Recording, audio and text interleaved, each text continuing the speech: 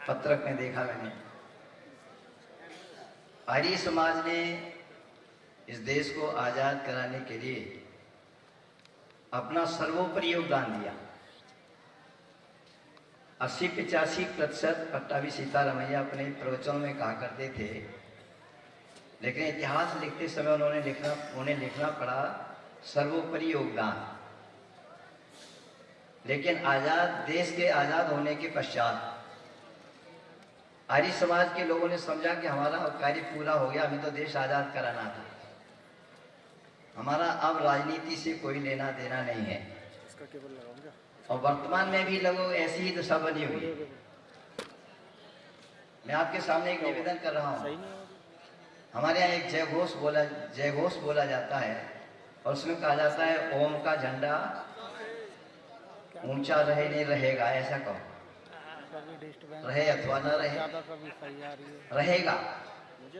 लेकिन आप सभी जानते हैं कि ओम का झंडा किस पर ऊंचा रहेगा? बीच बीच में चली जा रही है, डंडे पर। कंटिन्यू लगा के रखना। मैं किसी पार्टी विशेष की चर्चा नहीं कर रहा हूं। पार्टी तंत्र इस देश का दुर्भाग्य है। पार्टी तंत्र को समाप्त कर लेंगे और वह महर्षि दयानंद के छठे समोल्लास के आधार पर होगा। अब लाइट आ गई है। छठे समोल्लास में स्वामी जी महाराज ने अपनी बात नहीं कही, वेद के मंत्र का उदाहरण देते हुए कहा है कि 3 सभाएं हों, विद्यारी सभा, धर्मारी सभा और राजारी सभा। कल करेंगे भाई। इन 3 सभाओं के द्वारा आर्य राजा का निर्माण हो। क्या वर्तमान में हमारे देश में आर्य राजा है? पता नहीं, वैदिक राजा है? नहीं। जब ओम का झंडा ऊंचा किस पर रहेगा? डंडे पर।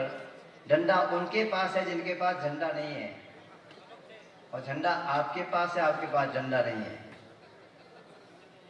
मेरा तो बड़ा स्पष्ट मैं निवेदन कर रहा हूं आपसे, या तो उनको झंडा पकड़ा दो या उनके डंडे को यानी सत्ता को अपने हाथ में ले लो, तब ओम का झंडा ऊंचा रहेगा। उन्हें केवल पूरी कल्पना मात्र रहेगी कि ओम का झंडा ऊंचा रहे। ओम का झंडा डंडे पर ही ऊंचा रहेगा, यानी सत्ता के बल पर रहेगा। और वर्तमान की जो राजनीति है वह धर्मनिरपेक्षता की राजनीति है, और वहां पर सारे के सारे मत मतांतर एक ही श्रेणी में आते हैं। आपने मत मतांतर शब्द सुना है। मत मतांतर का सीधा सा अर्थ है मत मत में अंतर, भिन्नता। जितने भी भारतवर्ष में या भारत से बाहर भी मत मतांतर हैं, उस सब में भिन्नता है। एक दूसरे के साथ कोई भी मेल नहीं खाता। खाता है क्या? इस्लाम के साथ ईसाइयत का नहीं, ईसाइयत के साथ इस्लाम का नहीं, किसी भी मत को ले। लेकिन आपने आज तक अभी तक धर्मांतर शब्द नहीं सुना होगा। सुना है? सारे विश्व का धर्म एक है, इसे धर्मांतर नहीं है, मत मतांतर है। आज देश मत मतांतरों के झगड़े में उलझा हुआ है। वो कह तो रहा हूं, और केवल इस वर्तमान राजनीति के कारण, हालांकि राजनीति ही नहीं है, क्योंकि राजनीति धातु से राज शब्द सिद्ध होता है और ऋणीय प्राप्य धातु से नीति शब्द बनता है, जिसका तात्पर्य है या दीप्ति यानी प्रकाश। वेद का प्रकाश जहां पर होगा उसका नाम क्या है? राजनीति। वेद की स्थापना के लिए, वेद के प्रकाश के लिए जो नीति चली जाती है उसका नाम राजनीति है। वर्तमान में अराजनीति तो है, लेकिन राजनीति हमको दिखाई नहीं देती। चिंतन करने का विषय है, सोचना पड़ेगा हमको। राजनीति का अभिप्राय हमें सामने रखना पड़ेगा, और जब रखेंगे तो निश्चित बात है, क्योंकि राजनीति दीप्ति यानी प्रकाश को प्राप्त कराने के लिए होती है। बस सूर्य अस्ताचल की ओर जा रहा है। इसी के साथ अपनी बात को कुछ कहते हुए विराम की ओर ले चलूंगा। सूर्य अस्ताचल को जा रहा है किस दिशा में? आप सभी जानते हैं किस दिशा में अस्त होगा? पश्चिम दिशा में। जब सूर्य जैसी हस्ती भी पश्चिम में जाकर के अस्त हो जाती है, तो हमारी और आपकी औकात क्या है?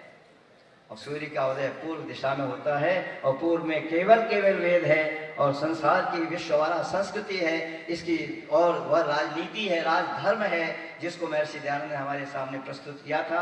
और पश्चिम की नकल न करके हम पूर्व की ओर चलेंगे तो हमारे जीवन का उदय होगा, और पश्चिम की नकल हम करते रहे तो अस्त होना ही पड़ेगा।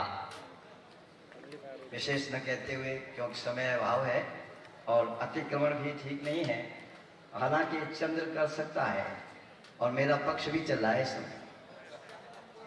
क्यों ये शुक्ल पक्ष है ना, शुक्ल पक्ष में चंद्र बढ़ता है और कृष्ण पक्ष में घटता है। लेकिन मैं अभी अपनी वाणी को विराम दे रहा हूँ, क्योंकि धनंजय जी पीछे और संचालक महोदय आकर के यदि पीछे खड़े हो जाएं, समझ लो आपको अपनी वाणी को विराम देना है। थोड़े से शब्दों में आपके सामने कुछ विचार रखे हैं, आशा है इन पर चिंतन मनन करेंगे और एक दृढ़ निश्चय करेंगे। महर्षि दयानंद ने जो आर्य समाज स्थापित किया था, इसका उद्देश्य था राजनीति के द्वारा धर्म राज्य, वैदिक राज्य स्थापित करना।